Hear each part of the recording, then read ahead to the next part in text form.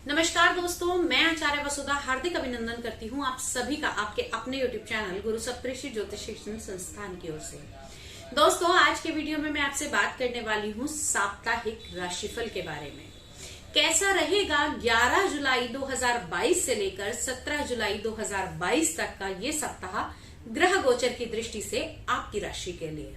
लेकिन उससे पहले यदि आपने अब तक चैनल को सब्सक्राइब नहीं किया है तो प्लीज सब्सक्राइब कर दीजिए।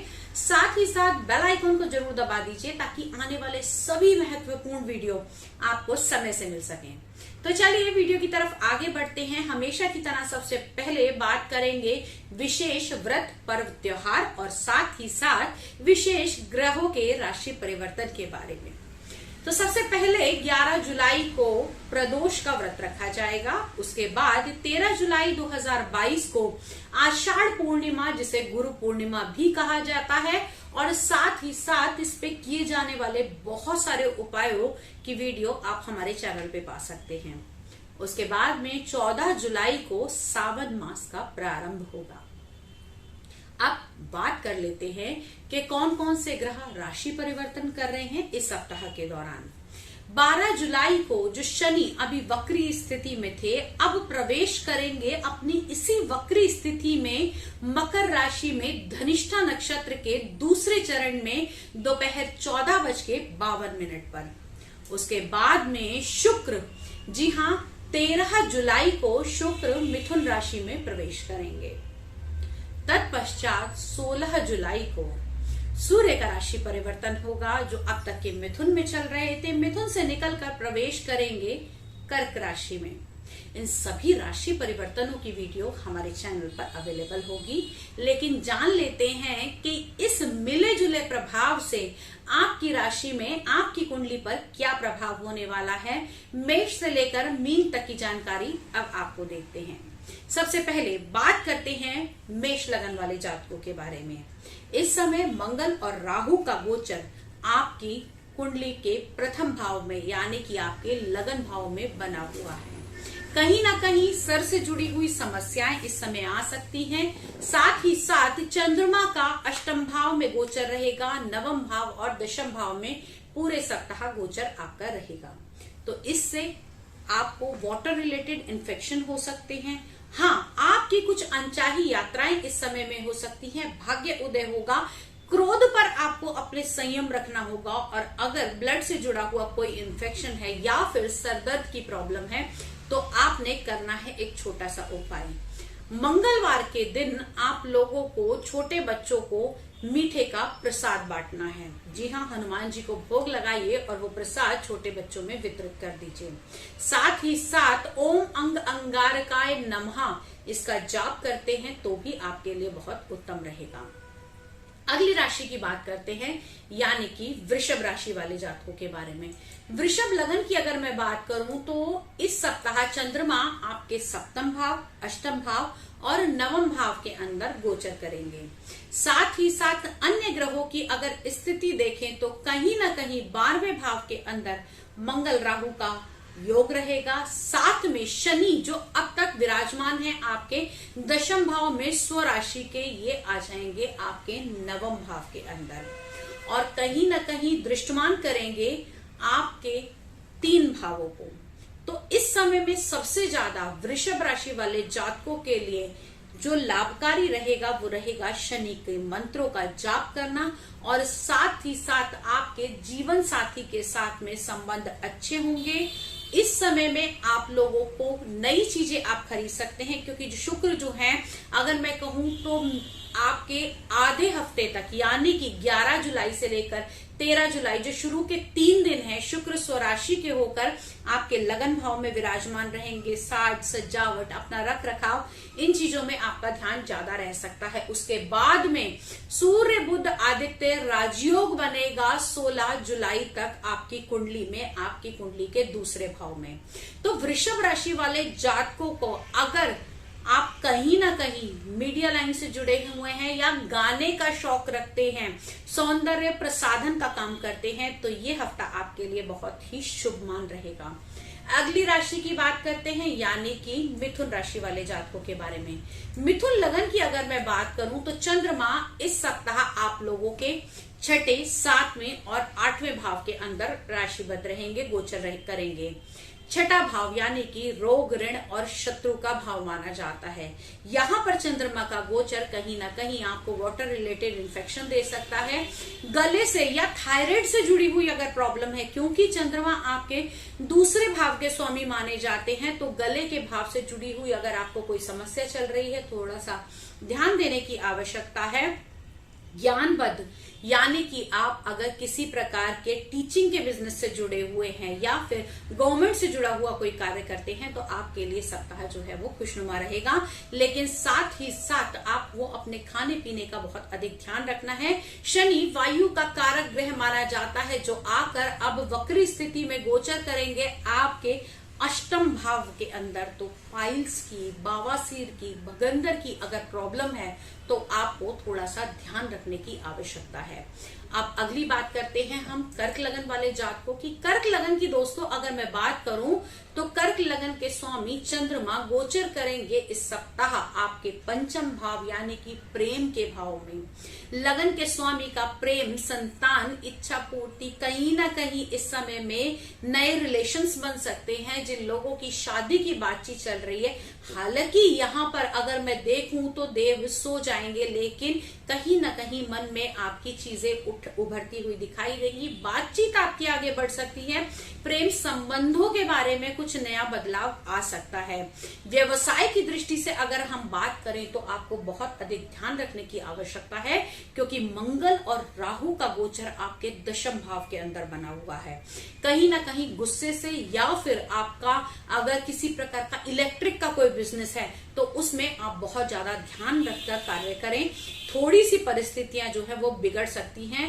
मंगल के मंत्रों का जाप करें, साथ ही साथ पानी का अधिक से अधिक दान करें, तो आपके व्यवसाय में आपको चीजें सुधरती हुई दिखाई देंगी। अगली बात करते हैं सिंह लगन वाले जातकों के बारे में। तो सिंह लगन से अगर हम देखें तो चंद्रमा इस सप्ताह आपके चतुर्थ, पंचम और छठे भाव के अंदर गोचर करेंगे। 12वें भाव का स्वामी यानी कि खर्चे के भाव का स्वामी कहीं ना कहीं चतुर्थ, सुख समृद्धि के भाव के अंदर हो सकता है। इस समय खर्चा हो, वाहन कोई खरीद सकते हैं या नई चीजों की, कोई ऐश्वर्य की चीज या सुख समृद्धि की चीज आप लोग खरीद कर ला सकते हैं। माता का पूर्ण सहयोग आपको प्राप्त होगा। इस समय में गुरु का गोचर आपके अष्टम भाव के अंदर हो रहा है, तो कहीं ना कहीं आपको गैस्ट्रिक प्रॉब्लम इस समय में बन सकती है।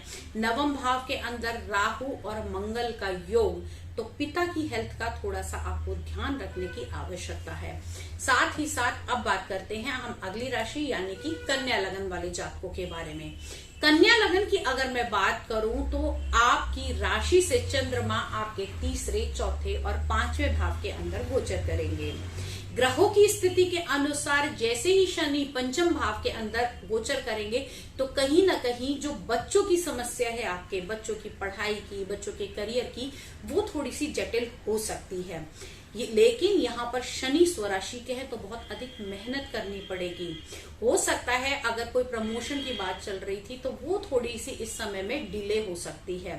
मंगल राहु का गोचर अष्टम भाव के अंदर, कहीं ना कहीं इस समय में ब्लड से जुड़े हुए इन्फेक्शन, डायबिटीज की अगर प्रॉब्लम है तो उसका आपको बहुत अधिक ध्यान रखने की आवश्यकता है। सूर्य बुध आदित्य राजयोग बनेगा शुरुआत में आपके दशम भाव के अंदर, तो कार्य के अंदर बढ़ोतरी होगी, उन्नति होगी। साथ ही साथ शुक्र नवम भाव का स्वामी नवम भाव में ही विराजमान रहेगा, तो जितने भी रुके हुए काम हैं उनको भैया शुरुआत की 11 तारीख से 13 तारीख तक के बीच में आप अगर कंप्लीट कर लेंगे तो बहुत ही आपके लिए शुभ मान रहेगा। अगली राशि की अगर हम बात करें तो तुला लगन वाले जातकों के लिए, तुला लगन में चंद्रमा आपके दूसरे, तीसरे और चौथे भाव के अंदर गोचर करेंगे। हाँ, कहीं ना कहीं केतु का गोचर आपके लगन में होने से आपको थोड़ा सा इस समय दिक्कतें हो सकती हैं। सर से जुड़ी हुई कोई प्रॉब्लम हो सकती है, सिर दर्द हो सकता है, बाल झड़ सकते हैं, और साथ में सबसे बड़ी बात मंगल और राहु का गोचर आपके सप्तम भाव के अंदर बन रहा है, तो कहीं ना कहीं जीवन साथी के साथ में अनबन हो सकती है, रिश्तों में थोड़ी खटास आ सकती है। लेकिन आपको इसके लिए अगर आप मंगल के मंत्रों का जाप करते हैं तो आपके लिए बहुत ही लाभकारी रहेगा। पार्टनरशिप के बिजनेस को भी थोड़ा सा अगर आप चेंज करने की सोच रहे हैं तो बदलाव इस समय करने के लिए ठीक नहीं है। हेल्थ की दृष्टि से अगर हम देखें तो शुरुआत में आपके लगन का स्वामी भी आपके अष्टम भाव में विराजमान है। हेल्थ थोड़ी सी गड़बड़ा सकती है, पैरों से जुड़ी हुई थोड़ी प्रॉब्लम आपको इस समय में हो सकती है। अब अगली बात करते हैं हम वृश्चिक लगन वाले जातकों के बारे में। वृश्चिक लगन की अगर मैं बात करूं तो आपकी लगन से चंद्रमा गोचर करेंगे आपके लगन भाव के अंदर ही। जी हाँ, आपके लगन दूसरे और तीसरे भाव के अंदर चंद्रमा का गोचर रहेगा और लगन का स्वामी छठे भाव के अंदर विराजमान है जो कि राहु से पीड़ित भी है। तो कहीं ना कहीं हेल्थ से जुड़ी हुई समस्याएं आ सकती हैं। आपका मन, क्योंकि चंद्रमा जब भी वृश्चिक राशि में आता है तो यहाँ पर चंद्रमा नीच का हो जाएगा, तो मन जो है वो थोड़ा सा खराब हो सकता है। हेल्थ से जुड़े हुए इश्यू हो सकते हैं, हड्डियों के रोग आपको हो सकते हैं, क्योंकि कहीं ना कहीं अभी जो है शनि वक्री ही अवस्था में छठे भाव पर दृष्टि है। हाँ, इस केस के अंदर आप शत्रुओं पर विजय पा पाएंगे और अगर कोई कोर्ट केस चल रहा है तो उसके अंदर आपको सफलता हासिल हो सकती है। अब अगली बात करते हैं हम लोग धनु लगन वाले जातकों के बारे में। तो धनु लगन की अगर मैं बात करूं तो आपकी राशि से चंद्रमा 12वें, प्रथम और दूसरे भाव के अंदर विराजमान रहेंगे। यहाँ पर सबसे ज्यादा जो धनु लगन वालों को देखने की आवश्यकता है वो कहीं ना कहीं आप लोगों के पंचम भाव के अंदर मंगल और राहु का। अगर आपके पेट में कोई दिक्कत चल रही है तो उसका ध्यान रखने की आवश्यकता है। साथ ही साथ आपका लगन का जो स्वामी है वो चतुर्थ भाव के अंदर विराजमान है। इन्वेस्टमेंट थोड़े से अधिक करा सकता है। गुरु स्वराशि का चतुर्थ भाव के अंदर विराजमान होने से कहीं ना कहीं जैसे ही शनि अब जब आएंगे, शनि आएंगे आपके दूसरे भाव के अंदर, यहां से दृष्टि देंगे आपके चतुर्थ भाव को। तो गुरु और शनि का दृष्टि संबंध होना, प्लेसमेंट होना, कहीं ना कहीं पल्पिटेशन की प्रॉब्लम आपको हो सकती है। बिना बात का भय जो है वो आपको इस समय में लग सकता है, बिना बात की चिंताएं आपको सता सकती हैं। उनसे बचने के लिए आप शनि के मंत्रों का जाप करें और गुरु के मंत्रों का जाप करें तो आपके लिए बहुत लाभकारी रहेगा। शनि के दान भी आप लोग कर सकते हैं इस समय में। अब अगली बात करते हैं हम लोग मकर राशि वाले जातकों के बारे में। तो अगर मैं मकर लगन की बात करूं तो आप लोगों की राशि से चंद्रमा इस समय में गोचर करेंगे आपके 11वें भाव में, आपके 12वें भाव में और आपके लगन भाव के अंदर। आपको इस समय में जो विशेषकर जो चीज का ध्यान देना है, जैसे ही शनिदेव आपके लगन में विराजमान हो जाएंगे उस समय में परिस्थितियां थोड़ी सी चेंज होंगी। बाल झड़ने की प्रॉब्लम हो सकती है, बिना बात की चिंताएं सता सकती हैं और कहीं ना कहीं बिना बात का भय आपको लग सकता है। आपको लग सकता है कि कोई आपको शत्रु परेशान कर रहा है, किसी प्रकार का कोई कोर्ट केस ना हो जाए। उसके लिए आपको शनि के मंत्रों का बहुत अधिक जाप करना है। साथ ही साथ आपको शनि की पूजा करनी है। आपको इस समय में शनि के दान बिल्कुल नहीं करने हैं। अब बात करते हैं हम कुंभ राशि वाले जातकों के बारे में। तो कुंभ राशि की बात करूं तो सप्ताह के शुरू में शनिदेव आपके लगन में विराजमान होंगे। जैसे ही शनि 12 तारीख को राशि परिवर्तन करेंगे और आएंगे आपके 12वें भाव के अंदर, तो कहीं ना कहीं आपके दूसरे, छठे और आपके नवम भाव को पीड़ित भी करेंगे। तो गले से जुड़ी हुई समस्या, साथ ही साथ दूसरे भाव पर जब दृष्टि पड़ेगी तो मंगल और राहु का योग बना हुआ है आपकी कुंडली में, तो इससे दिक्कतें आएंगी। और साथ ही साथ अगर हम देखें तो इस समय में आपका बिना बात का झगड़ा हो सकता है और साथ में आपको असमय होने वाली परेशानियां पैदा हो सकती हैं। सूर्य बुध आदित्य योग आपके पंचम भाव में बनेगा जैसे ही सूर्य राशि परिवर्तन करेंगे, यानी कि एंड ऑफ द वीक, तब आपको थोड़ा सा चीजों को बदलने की आवश्यकता है। इस समय में खर्चा अधिक हो सकता है। कुछ काम आपके जो बिल्कुल बनने के कगार पर हैं उसमें आपको डिसीजन लेने में दिक्कत हो सकती है। हो सकता है आपके काम जो है वो लास्ट मोमेंट पर आकर अटक जाएं। तो उससे बचने के लिए आपको शनिवार के दिन मंदिर में स्मोक ग्रे कलर का कपड़ा, 1.25 मीटर कपड़ा आपको दान कर रहे हैं, जो आपको आने वाले हर्डल्स हैं उनसे आपको मुक्ति मिलेगी। अब बात करते हैं हम अगली राशि यानी कि मीन लगन वाले जातकों के बारे में। तो मीन लगन से अगर हम बात करें तो चंद्रमा आपकी राशि से गोचर करेंगे आपके 9वें, 10वें और 11वें भाव के अंदर। विशेषकर देवगुरु बृहस्पति यहाँ पर विराजमान है। आपको अपनी हेल्थ का और अपने वेट का थोड़ा सा ध्यान रखने की आवश्यकता है। वाणी आपकी इस समय में कर्कश हो सकती है, आपके शब्दों का चयन थोड़ा सा खराब हो सकता है, जिसकी वजह से आपको मुसीबत आपको झेलनी पड़ सकती है। साथ ही साथ मंगल राहु का गोचर और जो कि दृष्टमान है आपके 8वें भाव पर, यहाँ पर कहीं ना कहीं आपको ब्लड से जुड़े हुए इन्फेक्शन तो देगा ही देगा, लेकिन इस समय में आपकी बातों की वजह से आपको नुकसान उठाना पड़ सकता है।